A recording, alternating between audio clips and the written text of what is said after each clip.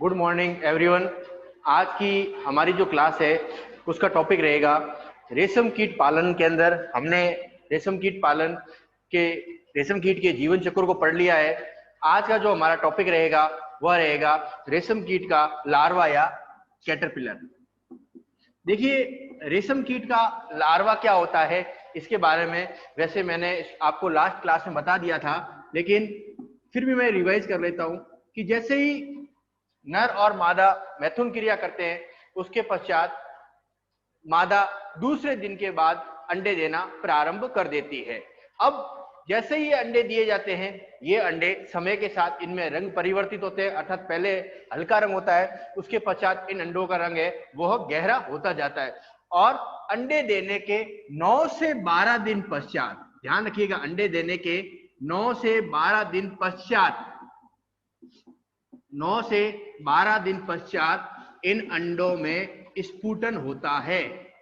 इन अंडों में स्फुटन होता है, अर्थात इनमें से जो अंडों से स्फुटन होगा तो इनमें से क्या होगा, लार्वा या कैटरपिलर है वो क्या होंगे, बाहर निकलेंगे। अब देखिए, सबसे बड़ी विशेषता क्या होती है, इनके लार्वा आकार में लंबे वह शरीर खंडीय होता है, अर्थात सेगमेंट टाइप, अर्थात जो शरीर है वो खंडों में विभाजित होता है। तो कहने का मतलब आकार में लंबे होंगे और शरीर क्या होता है, खंडीय होता है। और इनके जो जबड़े होते हैं वह मैंडिबुलर प्रकार के होते हैं। तो थर्ड विशेषता क्या है, इनके जबड़े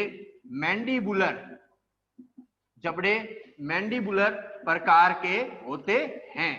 अब इनकी लार्वा की सबसे बड़ी विशेषता क्या है, जैसे ही अंडों से बाहर निकलते हैं तुरंत ही इनको भोजन उपलब्ध होना आवश्यक होता है। जैसे अगर मैं बॉम्बिक्स मोराई की बात करूं तो वह शहतूत के पत्तियों को खाता है। तो जैसे ही ये बॉम्बिक्स मोराई का लार्वा कैटरपिलर अंडे से बाहर निकलेगा, तुरंत ही उसको खाने के लिए शहतूत की पत्तियां, देखिए हर अलग अलग प्रजाति के लिए अलग अलग भोजन है। मैं बॉम्बिक्स मोराई की बात करूं तो उसको शहतूत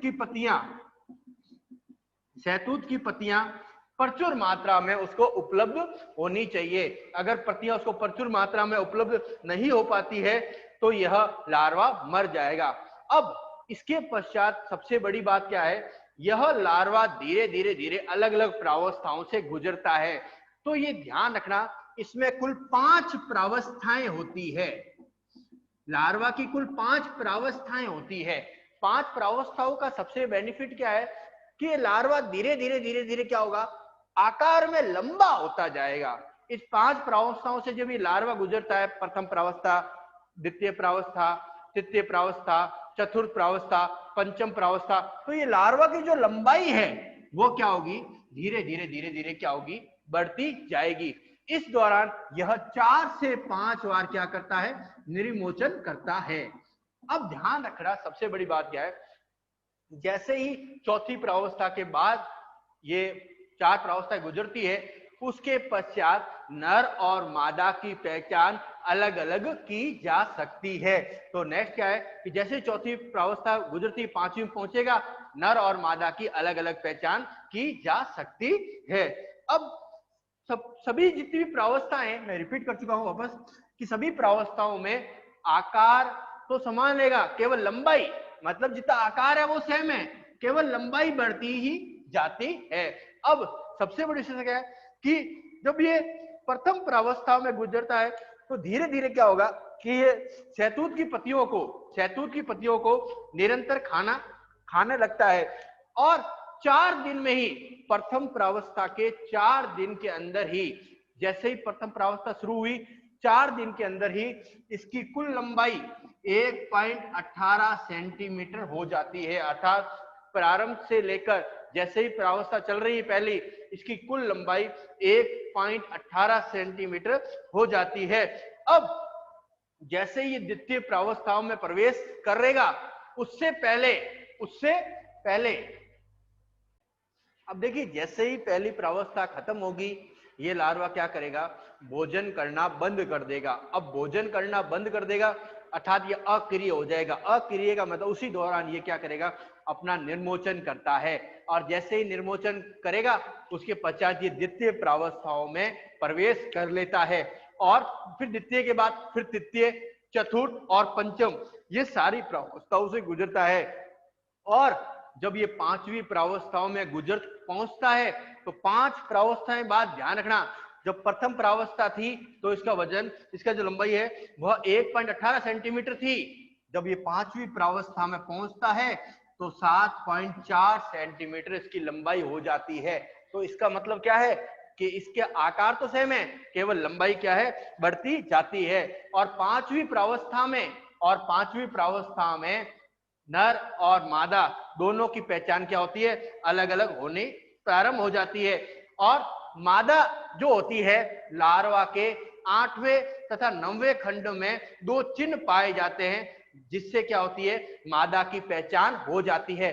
तो कहने का मतलब मादा के जो उदर है उसके 8वें व 9वें खंड में, 8वें व 9वें खंड में 2 चिन्ह स्पष्ट दिखाई देते हैं, 2 चिन्ह स्पष्ट दिखाई देते हैं, जिससे क्या होती है, मादा की क्या होती है, पहचान हो जाती है। और इन चिन्हों को इसी वाता काल्पनिक कलिका कहते हैं। इन चिन्हों को क्या कहते हैं, इसी वाता काल्पनिक कलिका। अर्थात जो लार्वा होता है उसके उदर के 8वें और 9वें खंड में 2 स्पष्ट चिन्ह दिखाई देते हैं, जिसे इसी वाता काल्पनिक कलिका कहते हैं। और ये 2 लक्षणों के आधार पर ही मादा की पहचान होती है। जबकि नर के जो नर है उसमें क्या होगा, 8वें और 9वें खंड में, 8वें और 9वें खंड में अधर सतह पर केवल एक बिंदु पाया जाएगा। मादा में तो क्या है, 2 बिंदु है, ध्यान रखना। नर में क्या है, केवल एक बिंदु पाया जाएगा, जिसे हेरोल्ड काल्पनिक कलिका कहते हैं। तो वापस रिवाइज कर रहा हूं कि मादा में तो क्या है, 2 चिन्ह दिखाई देते हैं। अगर 2 चिन्ह दिखाई दे तो हम उसे इसी वता काल्पनिक कलिका कहते हैं। अगर 8वें और 9वें खंड में केवल एक चिन्ह दिखाई दे तो उस कंडीशन में वो क्या होगा, वह हमेशा नर होगा। तो ये जो लक्षण है ये तो किसके हैं, मादा के। और अगर 8वें और 9वें खंड में, 8वें और 9वें खंड में केवल एक चिन्ह दिखाई देता है तो उस कंडीशन को हेरोल्ड काल्पनिक कलिका कहते हैं, हेरोल्ड काल्पनिक कलिका कहते हैं। और ये नर की पहचान होती है। तो वापस रिवाइज कर रहा हूं कि लार्वा और कैटरपिलर की क्या विशेषता होती है कि अंडे देने के 9 से 12 दिन पश्चात इन अंडों में स्फुटन होता है और इससे लार्वा या कैटरपिलर बाहर निकलते हैं। इनके जो आकार होता है लार्वा का वो लंबा होता है और शरीर खंडीय होता है। जबड़े मैंडिबुलर प्रकार के होते हैं, यह शहतूत की पत्तियों को खाते हैं। अब ये 5 प्रावस्थाओं से गुजरते हैं। प्रत्येक प्रावस्थाओं में शरीर की लंबाई ही बढ़ती जाएगी, आकार वही, लंबाई धीरे धीरे क्या होगी, बढ़ती जाएगी। प्रथम प्रावस्था के अंदर इसका जो आकार होता है वो 1.18 सेंटीमीटर होता है, लेकिन जब 5 प्रावस्थाएं पूर्ण हो जाती है तो इसका आकार 7.4 सेंटीमीटर हो जाता है। और ये सारी प्रावस्थाओं के बीच ये 4 और 5 बार अपनी त्वचा का निर्मोचन करता है। अब अगर लार्वा के अंदर मादा की पहचान करनी हो तो उदर के 8वें और 9वें खंड पर 2 स्पष्ट चिन्ह दिखाई देते हैं। इन चिन्हों को इसी वता काल्पनिक कलिका कहते हैं। जबकि नर में 8वें और 9वें खंड में एक ही चिन्ह दिखाई देता है, जिसे हेरोल्ड काल्पनिक कलिका कहते हैं। और अब क्या होगा, ये लार्वा धीरे धीरे 5 प्रावस्थाओं के बाद भोजन करना बंद कर देगा। उस कंडीशन में यह प्यूपा अवस्था में परिवर्तित हो जाता है। तो नेक्स्ट लार्वा के बाद जो अवस्था आ रही है वो कौन सी आ रही है, प्यूपा।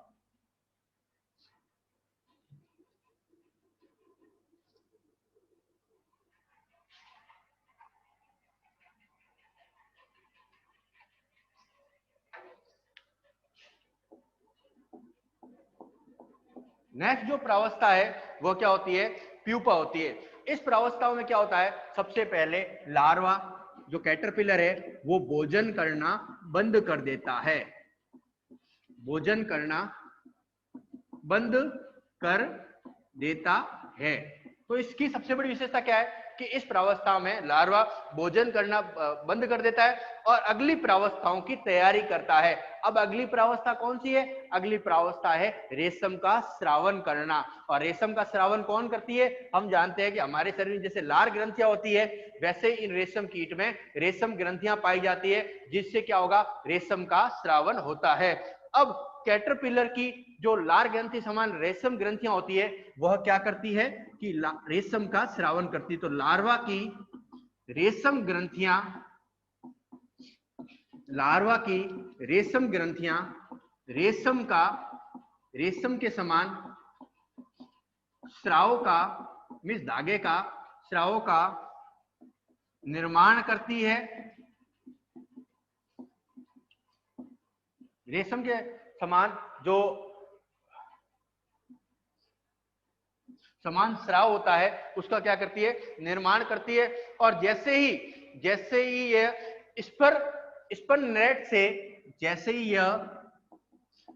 स्पन रेट से गुजरता है और इसके साथ में यह हवा के संपर्क में आता है, यह धीरे धीरे क्या होता है? सूखता जाता है, अर्थात कड़क होता जाता है। और लार्वा जो होता है वो बार बार गोल घूमता रहता है। बार बार क्या होगा? गोल घूमता रहता है, जिससे क्या होगा? ये धागा उसके चारों ओर धीरे धीरे क्या होगा? लपेटता जाएगा। अर्थात बार बार गोल घूमने के कारण जो ये रेशम का स्राव है, ये बार बार उसके चारों ओर लपेटता जाता है, और जिससे क्या निर्माण होगा? जिससे कोकून का क्या होता है? निर्माण होता है। और यह प्रक्रिया लगभग 15 दिन के अंदर चलती है। और 15 दिन के पश्चात, लगभग यह प्रक्रिया 15 दिन तक चलती है, और 15 दिन के पश्चात लार्वा, 15वें दिन के पश्चात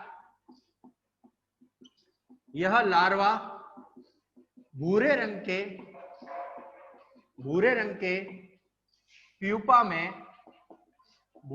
प्यूपा में परिवर्तित हो जाता है। और इसे क्या कहते हैं? क्राइसैलिस कहते हैं।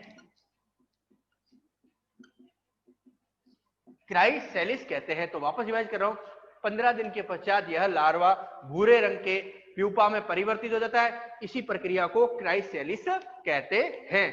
अब आता है नेक्स्ट हेडिंग हमारी, रेशम कीट पालन की विधियां, अर्थात क्या विधि होती है उसके बारे में अब अपन चर्चा करते हैं।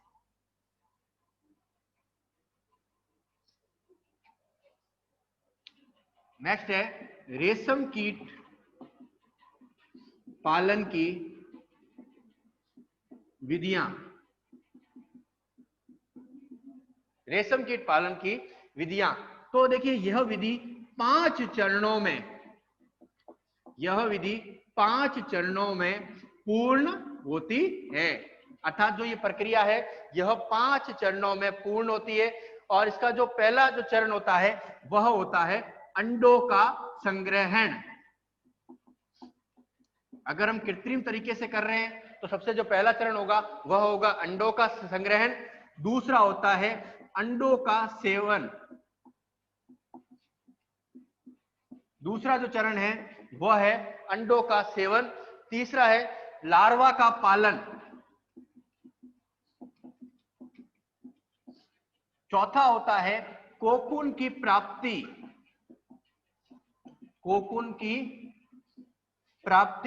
और जो 5वां चरण होता है वह है पोस्ट कोकून प्रक्रिया।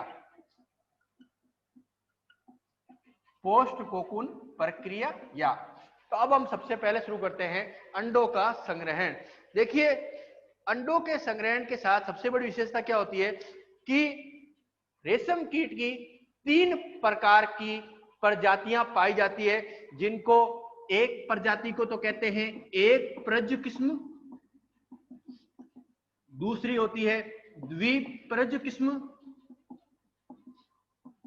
और तीसरी होती है त्रिप्रज किस्म।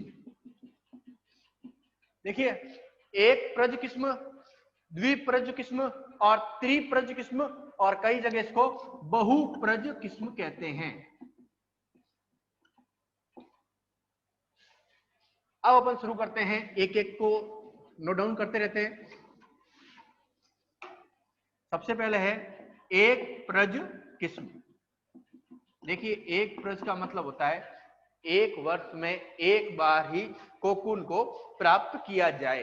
जैसे अपन फसल प्राप्त करते हैं ना, वैसे ही क्या होता है रेशम कीट से कोकून को प्राप्त किया जाता है। अपन को बताया इसी कोकून से क्या होगा, धागे को आगे रेशम को प्राप्त किया जाएगा। तो एक प्रज किस्म का मतलब है कि साल में ऐसी प्रजातियां जिनसे केवल एक ही कोकून को प्राप्त किया जाता है, उनको क्या कहते हैं, एक प्रज किस्म। ऐसी प्रजातियां जिनसे साल में केवल एक कोकून को ही प्राप्त किया जाता है, तो उनको क्या कहते हैं, एक प्रज किस्म। दूसरा होता है द्विप्रज किस्म। द्वि का मतलब ऐसी प्रजातियां जिसमें साल में दो कोकून को प्राप्त किया जाता है। तो ऐसी प्रजातियां जो साल में दो बार कोकून देती है और बहुप्रज किस्म क्या है, बहुप्रज किस्म का मतलब साल में बहुत बार कोकून को दी जाने वाली जो प्रजातियां जो साल में बहुत बार कोकून देती है वह बहुप्रज किस्म में आता है। तो आज की जो हमारी क्लास थी, हमने इसमें रेशम कीट पालन की विधियों का फर्स्ट टाइप पढ़ा। अब जो हमारी नेक्स्ट क्लास होगी हम उसमें आगे के टॉपिक पर चर्चा करेंगे। धन्यवाद।